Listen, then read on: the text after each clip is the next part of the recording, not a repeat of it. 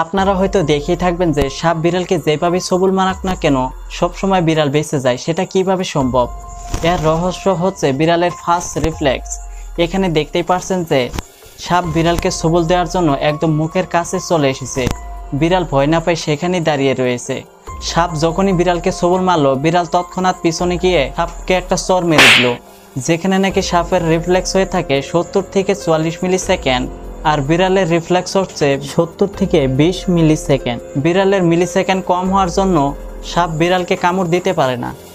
এই রহস্যময় পৃথিবীর ভিতরে যার বাবা মা নাই তারাই বুঝতে পারে যে বাবা মা কি জিনিস। যার বাবা মা নাই অন্যরা এরকম ভাবে গিলে খাওয়ার চেষ্টা করে। কে কতটুকু বুঝতে পারছেন অবশ্যই কমেন্ট করবেন।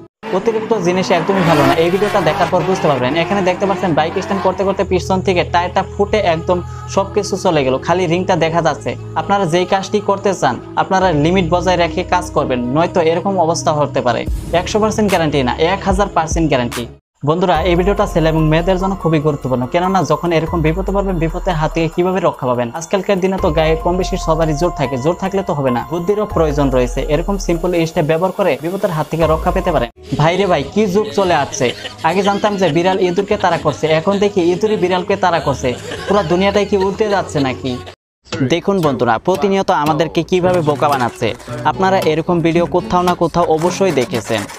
প্রথমে গুটিগুলো একটার উপরে একটা লাইন করে সাজানো থাকে, পাইপটার ভিতরে ভরিয়ে উল্টাপাল্টা ঝাঁকা দেওয়া হয়। ঝাঁকা দেওয়ার পর যখন বের করে সব সোজা হয়ে যায়। আসলে এটা কখনো হয় না।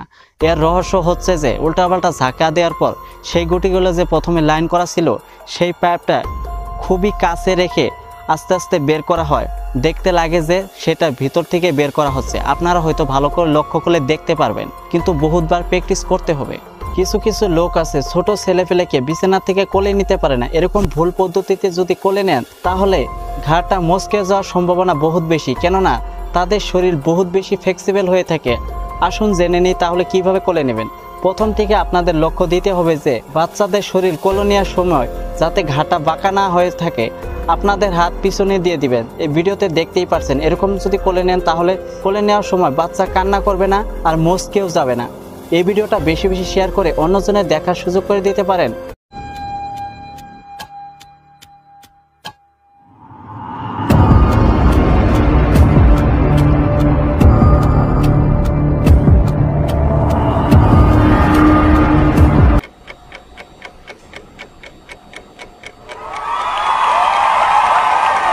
কি বন্ধুরা, আপনারাও ভাবছেন যে আপনারাও এই কাজটি করতে পারবেন? এই কাজটি করা অতটা সহজ না। এই কাজটি তারাই করতে পারবে যাদের সাহস বেশি, কঠোর পরিশ্রমের মাধ্যমে প্র্যাকটিস করতে পারবে যারা, তারাই করতে পারবে। এরকম চ্যালেঞ্জিং ভিডিওগুলো দেখা যায় যে শাওলিন কুংফু মাস্টাররা বেশি ক্রিয়েট করে থাকে। তারা অসম্ভব কাজকে একদম সম্ভব করে দেখিয়ে দেয়। আপনারা যদি প্র্যাকটিস ছাড়া করেন তাহলে আপনার হাতের অবস্থা খুবই খারাপ হবে। আপনারা হয়তো বিশ্বাসই করতে পারছেন না যে পৃথিবীর ভিতরে এমন একটি সাপ রয়েছে, সেই সাপটা যদি মানুষকে যতবার কামড়াক না কেন মানুষটা মারা যাবে না। সেই সাপের কোনো বিষই থাকে না। আপনারা হয়তো আন্দাজই করতে পারছেন না। আপনারা হয়তো নামটা শুনেছেন। সাপটার নাম হচ্ছে দুধরাজ। এই সাপটা গরুর দুধ পান করে থাকে। আপনারা যদি প্রথমবার জন্য দেখে থাকেন তাহলে ভিডিওটি শেয়ার করে অন্যজনের দেখার সুযোগ করে দিতে পারেন। এই ভিডিওটা আপনার যতবার মন চায় ততবার দেখুন, তাও বুঝতে পারবেন না যে এই ভিডিওটা কিভাবে শুটিং করা হয়েছে এবং কি এডিটিং করা হয়েছে।